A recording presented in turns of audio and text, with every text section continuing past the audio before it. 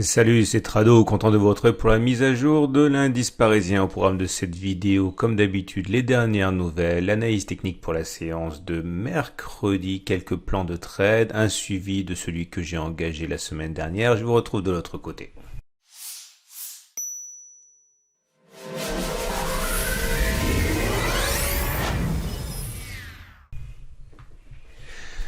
Alors aujourd'hui, 1,46% au compteur et à l'origine de cette envolée, un mélange, un cocktail de fausses bonnes nouvelles, au rang desquelles des résultats encourageants en phase 1 pour une biotech qui envisage de éventuellement lancer une phase 2 et trouver un remède au coronavirus, et des statistiques toujours mauvaises mais moins mauvaises que craint, et ça suffit pour faire envoler les marchés. Mais on le verra avec un peu plus de volume quand même que sur la séance précédente. On va pas bouder notre plaisir.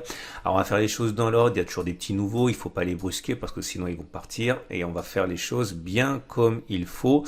Même si vous avez compris, c'est intéressant de voir comment on a laissé une seconde chance au canal orange pour jouer son rôle. Mais là, il est le temps pour lui de regagner ses pénates. Je vous rappelle qu'on avait un canal orange ici. Lorsqu'on l'a cassé, ce canal orange, il y a eu une accélération baissière, mais on n'a jamais atteint l'objectif que on pouvait espérer atteindre théoriquement suite au backtest. Et après une fausse alerte de réintégration ici, la séance de mardi laisse peu de chance. Le canal orange a vécu, on va l'enlever. Et voilà où nous en sommes maintenant chartistiquement. Nous avons une épaule tête-épaule qu'on a mentionné. Bon, maintenant vous êtes coutumier de cette épaule tête-épaule qui figure quand même sur les graphes depuis la semaine dernière. L'idée, c'est que vous avez votre première épaule, vous avez la deuxième épaule et vous avez la tête au milieu, et vous le savez, on pouvait espérer que cette épaule tête-épaule débouche sur une accélération haussière. C'est ce qui s'est passé dès le passage de la ligne de coup lundi 25 et également aujourd'hui mardi 26. Alors je vous rappelle qu'il y a plusieurs façons de tracer l'objectif. Une des façons de tracer l'objectif, c'est de prendre la hauteur de l'épaule que l'on reporte par-delà le point de cassure. Ça vous donne le ralliement des 4667. Alors maintenant, encore plus qu'hier, il est impossible de rentrer sur cet objectif-là. Le seul objectif que vous puissiez envisager maintenant d'atteindre, si vous tradez ça, c'est la hauteur de la tête. J'en ai déjà parlé. Maintenant, si d'aventure on devait consolider un petit peu, ça serait peut-être l'opportunité de rentrer pour aller chercher l'objectif. Mais sur le niveau actuel, ce n'est pas possible, puisque je vous rappelle que si vous faites un calcul ratio gain-risque, eh bien vous auriez un objectif pour aller chercher l'objectif de 1,22%. Si vous mettez un stop en dessous de l'épaule précédente à 5,3%, vous voyez bien que le ratio gain-risque n'est pas suffisamment bon. Et si vous mettez le stop de manière plus agressive en cas de clôture en dessous de la ligne de coup, par exemple à 2,9%, le ratio gain n'est pas bon non plus. Alors, je tiens quand même à préciser que ce que j'explique là, c'est quand même à destination des novices, parce que vous comprenez bien que pour juger de la validité et de la solidité d'un setup, il y a le ratio gain-risque, mais il y a aussi le nombre de fois où vous touchez votre objectif.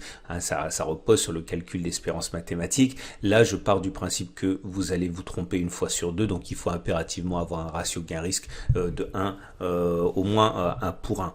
Okay, maintenant, il est clair que si vous avez raison 90% du temps, ce qui n'arrive qu'exceptionnellement, eh bien effectivement, vous pouvez vous permettre d'avoir des ratios gain-risque inférieurs à 1. Enfin bon, c'est logique. Mais en tout cas, voilà pour la philosophie des ratios gain-risque que je vous propose. Alors, également, on a le gap qui a été ouvert aujourd'hui. Alors ça, c'est intéressant, l'histoire du gap, parce que c'est un gap dont on peut s'interroger sur la nature en imaginant qu'il s'agit d'un gap de continuation. Vous prenez le chemin parcouru avant le gap, vous le reportez par-delà le gap, ça vous donne un objectif qui est d'aller chercher les 4747, et ça aussi c'est tradable, parce que si vous mettez un stop loss en cas de réintégration et de clôture du gap, par exemple à, allez, on va dire 1,8%, avec un objectif à 2,8%, vous avez un ratio gain-risque qui est intéressant.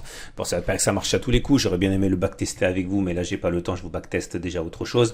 Il faut le faire vous-même, ne me croyez jamais sur parole, ok? Vous n'aurez jamais confiance dans un setup si vous l'avez pas calculé vous-même et si vous l'avez pas backtesté vous-même. Je vous invite à regarder combien de fois ça fonctionne. En tout cas, bon, voilà, l'idée que l'on aille chercher la résistance des 4694, 4717 prend encore, même si c'est pas gagné. Alors, vous savez comme moi que moi je suis rentré enfin pour ceux qui étaient avec moi, je suis rentré sur cette bougie ici, là à peu près à 3900. 3377 à peu près. J'ai déjà expliqué pourquoi, je ne vais pas revenir pour pas vous être trop répétitif, mais voilà, mon objectif effectivement c'est d'aller chercher ces résistances mineures que j'ai mentionnées. Le chandelier japonais du jour, il est de belle facture, moins belle facture que celui de la veille qui laissait augurer des plus hauts, puisque c'est une clôture sur les plus hauts de la séance, avec un beau corps vert qui montre le niveau de clôture bien supérieur au niveau d'ouverture. La séance du jour est également verte, elle termine également dans le tiers haussier, même si c'est pas au plus haut, mais enfin bon, ça reste quand même un beau chandelier. Notez également au niveau des indicateurs techniques des choses assez intéressante. En l'occurrence, quelque chose que j'attendais fébrilement, c'était le balai M7 M20. Et comme vous pouvez le voir, maintenant on est au-dessus de la M7, au-dessus de la M20 qui sont croissantes. Donc la tendance de court terme est haussière, la tendance générale est haussière. Mais en plus, on vient d'avoir un croisement fort M7 M20 et ça fera l'objet du backtest du jour. Alors, de quoi s'agit-il? On va prendre toutes les occurrences où la M7 a croisé la M20. C'est un de mes signaux d'analyse technique préférés pour les moyennes mobiles. Hein. Vous retrouvez tous les détails dans mon pack tout trado. Mais voilà l'idée. Il faut que la M7 et la M20 soient déjà ascendantes et qu'au moment du croisement M7-M20, les deux évoluent donc vers la hausse. Alors, je suis allé jusqu'en 2010. Et j'ai relevé 16 occurrences. Alors je suis même pas allé jusqu'à 20 occurrences parce que 1, j'étais déjà en 2010 et 2, le résultat il est déjà assez parlant. Donc le pari sera réputé gagné si on clôture plus haut que sur le jour de croisement M7-M20, ok, avant d'avoir clôturé sous la M20. Et il sera déclaré perdu si on ne va pas plus haut et qu'on fait ce croisement M7-M20 et qu'on va clôturer en dessous de la M20. Okay. Donc voilà, on va les faire ensemble, du moins les 16 dernières qui vont nous amener plusieurs années en arrière. Voilà la première occurrence ici. Comme vous pouvez le voir, on a un croisement M7, M20, un croisement fort comme on dit, et voici la bougie de croisement. On n'a pas clôturé en dessous de la M20 et on est allé très loin. Un autre exemple, ici, pareil, ça a fonctionné.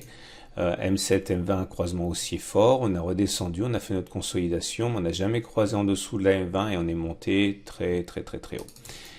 Encore un exemple qui a fonctionné ici. Encore un exemple qui a fonctionné ici.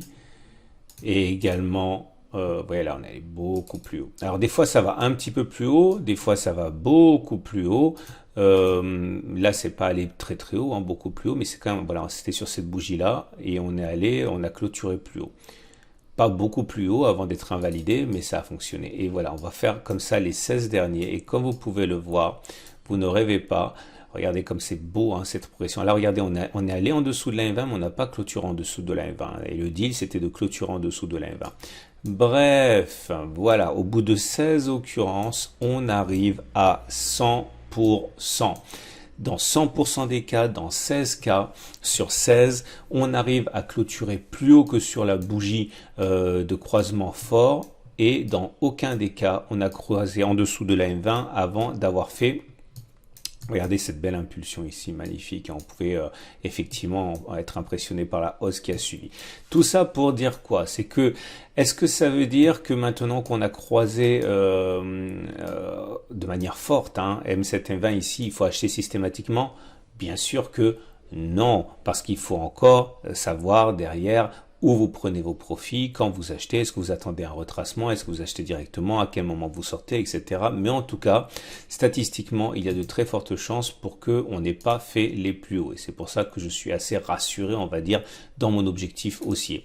Ça veut dire également que si vous voulez spéculer à la baisse, vous comprendrez que spéculer à la baisse maintenant, alors que vous savez que sur le backtest qu'on vient de faire, il y a toutes les chances pour qu'on aille plus haut, c'est peut-être pas la meilleure façon de faire. Je rappelle quand même que le backtest que je viens de faire n'a aucune validité exercice scientifique parce qu'on ne peut pas tirer des règles avec 16 occurrences. Hein. Je vous invite à faire le calcul vous-même, à backtester vous-même sur d'autres unités de temps, sur d'autres indices, sur d'autres marchés, etc. Mais en tout cas, si vous êtes trader, eh bien, le plus dur pour vous reste à faire, hein, trouver à quel moment vous entrez, à quel moment vous sortez.